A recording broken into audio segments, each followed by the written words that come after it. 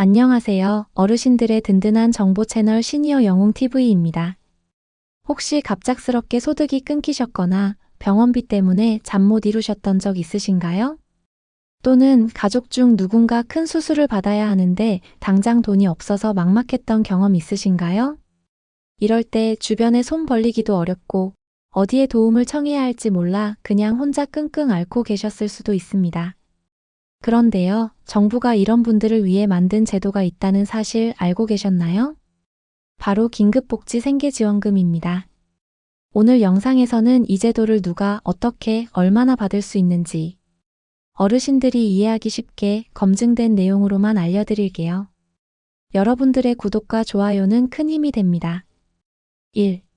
긴급복지지원이란?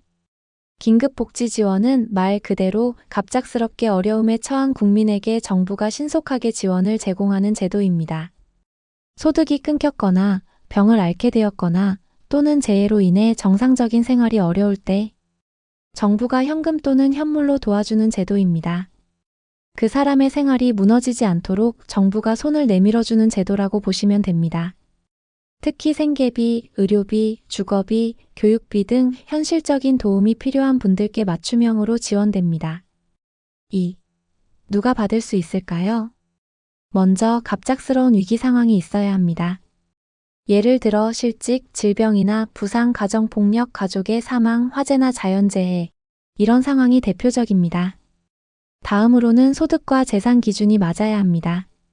소득은 중위소득 75% 이하, 재산은 지역별 일정 금액 이하여야 합니다. 지역별로 금액이 상이하니 해당 지자체에 문의하시길 바랍니다. 3. 어떤 지원을 받을 수 있을까요? 가장 중요한 부분이죠. 얼마나 어떻게 지원을 받을 수 있는지 알아보겠습니다. 생계지원비는 예를 들어 1인 가구는 한 달에 평균 약 73만 원, 4인 가구는 최대 평균 187만 원까지 지원받을 수 있어요. 지원 금액은 각 지자체별로 조금 상이한 부분이 있으니 거주 지역에서 다시 확인하시길 바랍니다.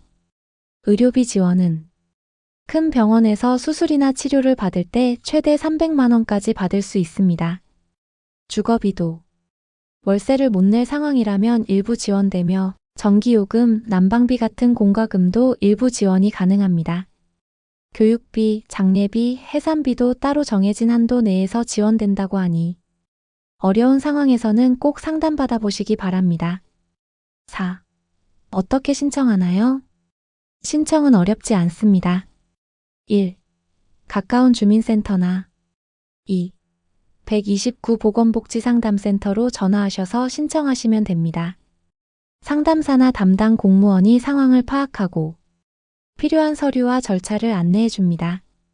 보통은 신청 후 7일에서 15일 이내에 지원금이 지급됩니다. 상황이 급한 경우라면 더 빠르게 처리되기도 해요. 5.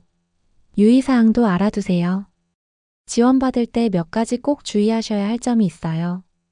중복 지원은 제한됩니다. 이미 다른 복지제도를 통해 비슷한 지원을 받고 계신 분은 중복이 안 될 수 있어요.